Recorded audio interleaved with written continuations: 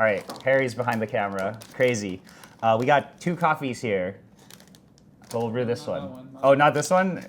So this is Moonwake Potosi Honey Sidra from Cafe Granja La Esperanza. Already had it. It's a really nice coffee, but we brewed this already. It's too good to be here, so we'll push this away. Oh, we had this coffee too.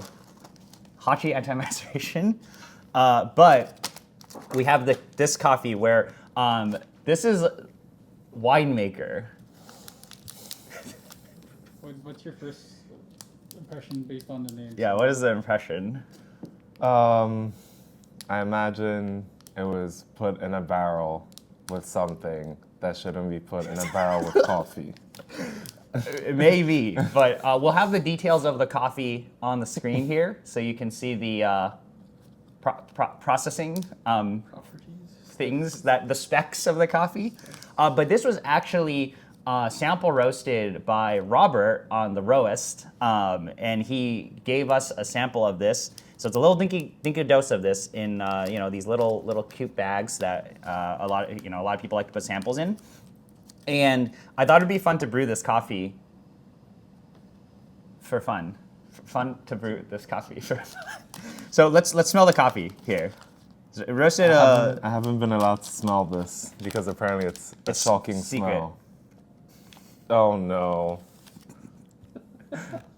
Oh wow. Whoa. Jesus Christ. What happened to you, bro? Wow. Okay. But you generally brew cleaner, good coffees.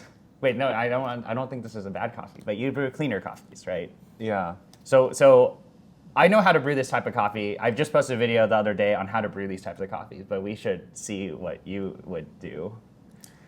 I'm always afraid to brew these because I think if you push it too hard, the sort of like funk, like ooh pain that you get. Yeah. So I think I'm going to, if I was brewing this, like a few weeks ago we did an event with a couple Colombian farmers and they brought a bunch of really loud like co-fermented coffees. So I brewed like much colder than I normally do. And like low agitation, very, very gentle. And you barely touch the coffee and you still get a lot of craziness out of it. So I think, but you can brew this one. Well, so Given we have 1 dose. okay, fine, I'll brew it. But you know what's been interesting is like this coffee came out, Winemaker came out before a lot of those crazy co-ferments. So this is like, in my opinion, one of my first experiences in like OG dank coffees. It's also one of your first Taiwanese coffees. Oh, this. Wait, this is from Taiwan? No. Yeah. There's like some post-processing. It's very interesting. Oh, wow. Well, so there's actually a whole winemaker series of coffees. Like they have all the different types of winemakers, and then this, I believe, was then like the greens are then post-processed in Taiwan, and then you have to. It's hard to get this. Like it's actually really hard to get this, and then sample roasted by Robert. I also think these greens are a bit on the older side. So this is like 2022, 2023 greens, if I remember. So it's like mega cursed, but we'll brew this, see what happens. So Harry's behind the camera and he can come here. I don't know if you can physically zoom in on these. So obviously we have some Quakers, but what's interesting is like, if you look at how the colors of the bean, might be really hard to see because it's a phone video. It's actually very easy to see. Oh, okay. But you can see like there are a variety. It's like not even colors. So usually when there's like this post-processing or even like, I guess even now pre-processing, you'll get like a lot of, like the beans will be a weird color. So even though like this is actually a light roast, like Robert has like a really nice light roast profile he does, because the coffees are a certain color or like after the coffee's been like dried and milled and all of that, and they post-process it. Like if you guys remember the MSG coffee or any of that like weird stuff, if you looked at the beans, it looks like they're burnt or it looks like it's unevenly roasted, but that's actually like the processing, like post-processing. Or, in this case, this is like a barrel-aged coffee, right? So, yeah, but I think it's very interesting because there is this whole entire market for these coffees And I think, barrel aged coffees were a thing for a while, and then I think they've kind of come out of favor in, when you think about like very loud processed coffees. I think a lot of people, my hunch is like people have switched from these barrel aged processed coffees to like more of the anaerobic stuff, and then from the anaerobic stuff to now a lot of the CM, carbonic maceration, very advanced processed coffees, which is quite interesting to see that change, because a lot of people would think this like, barrel aged stuff tastes like alcohol. It's actually kind of even hard to tell what is a Quaker when you're looking at the colors of these beans. But I got 15 in here. These are coffees like back 2 to 3 years ago, before all of this carbonic maceration stuff happened. So I'm gonna grind 5? Let's grind 5. Because also I think these will flow very fast. I think like these coffees were a lot of people's like first exposure to this like very louder styles of coffees. When you think about like whiskey barrel aged coffees, or like these like alcohol infused coffees and so on and so forth, it's actually probably pretty relatable to a lot of people who were used to these types of, used to like drinking other things that aren't coffee. But nowadays, it's like fruits. It's like, oh yeah, everybody knows what a fruit tastes like. Here, she should smell this, Harry.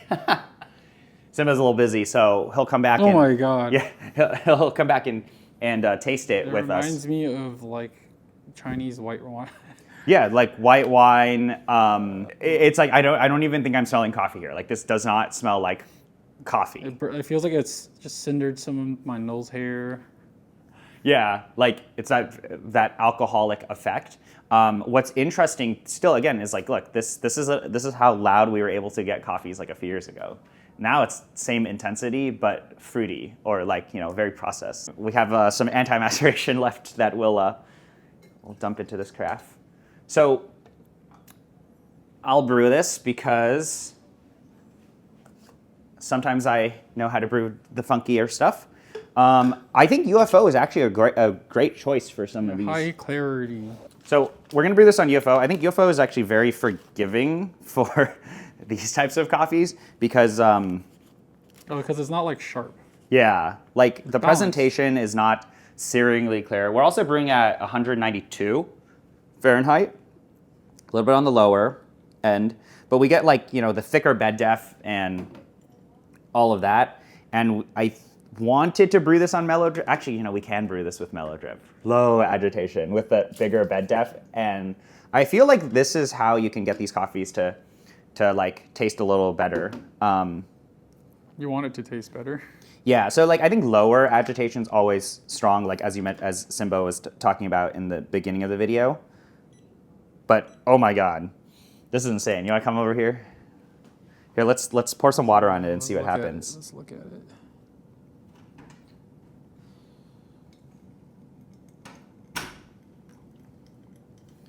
So 60 here. Look at how fast the water is flowing through. Yeah, it already went through. It's not Yeah, absorbing. like they don't really absorb, and we're grinding at 5 on a ZP6, which is like even for 15, even for like a thicker bed depth coffee like this. I can smell it from here. Yeah. So I'm only gonna bloom for like 30, and then we're just gonna go slow.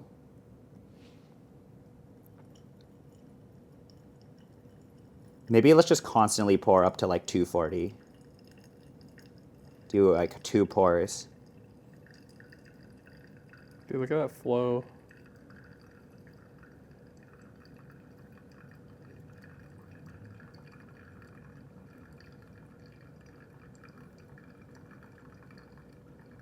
Pouring out like 6 and 7. Yeah.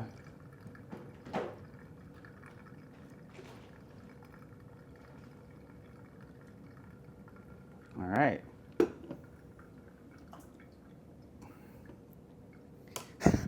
One minute. Isn't that crazy? No resistance. Yeah, there's barely any resistance in the coffee. Even though if you look at like, this is a fine grind. It's like with UFO A's too, so it's supposed to be a little slow. Yeah. But if you look at this, we don't have, actually we do have a refract. Oh, Well, yeah. we're not gonna refract, but it's like you actually see it, and it is like extracted, right? Like this color. is like if you look at from a color perspective, and it's probably because the coffee is like so soluble because of everything. This is so cursed. No, it's not as bad as when I smell the grinds. Oh.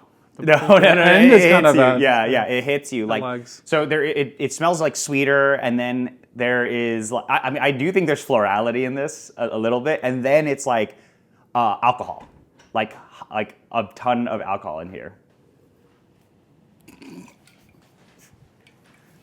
It's been a while since I've tasted this coffee, and honestly, like a fresher roast of this coffee. I had a version of this coffee that was roasted in Taiwan and then brought over, but this is roasted by Robert. This was brewed in 1 minute. ZP says 1 minute, 15 to 240, 1 minute, low agitation. But look at how extracted it is. 1 minute. Wow. Honestly, it's like it's a loud coffee. He's like dying already. Like, what do you taste? How would you describe this? There's so much happening. Yeah. Not in like, to be clear, not in like, I wouldn't describe it as unpleasant. It's just overwhelming. Like, I feel like it really hits your palate so hard. And you're trying, I feel like when I drink coffee, what excites me is like the layers that emerge as it spreads out over your mouth. But this feels more like boom, boom, boom, boom, boom. Yeah, but it's like like this is a process that came out before like this co-ferment stuff, right? Isn't that what's interesting? Like I feel like it's just as intense as some of Wait, this so this crazy. isn't co-fermented with anything? This is like post-barrel, like whiskey barrel age stuff. I think it's winemaker. You know, we actually don't know. We'll Google It's this. called Winemaker. It literally is called winemaker. You want to taste? Did you taste it already? I haven't tasted this one. But it's just like you're tasting all of this processing. There is actually coffee in here. I feel like I'm drinking a whiskey. Like it wants to be a whiskey. Yeah, but this is coffee. So it's like the loud whiskey, those whiskey flavors, but like in a coffee. It's like people like this stuff. This is like I think like this is what you're tasting is like pre-co-ferment like loud funky coffees. Nowadays it's like people are into this like fruity co-ferment stuff, but this is like very relatable, right? You know, a lot of people drink like whiskeys and a lot of these like alcohols, and this is in that same realm. Like I could imagine making like a cocktail with this. Yeah. And it'll be like, whoa. Yeah, like whoa, this is from coffee, crazy. But yeah, this is like some this is like high crazy processed coffees of yesteryear, aka like within the last 5 years. Now it's like funky co-ferments, fruitier stuff. As it cools, actually. There is acidity in there, layering, Oh, you're reaching.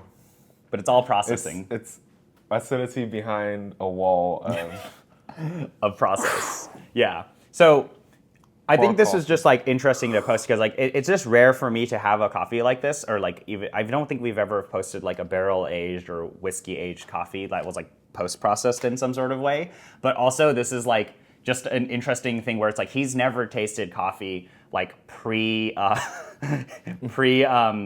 this co-ferment stuff. So this is like this earlier version of this like craziness that people are into.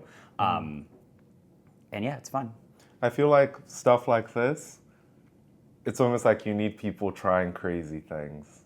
And like lessons from that eventually trickles into like the way we process like cleaner washed coffees. So you need people being like the out innovators, there. right? The winemakers, the innovators. And then you get Colombian crazy co-ferment stuff. So I thank them for their sacrifice. okay, Keep pushing. Not for me.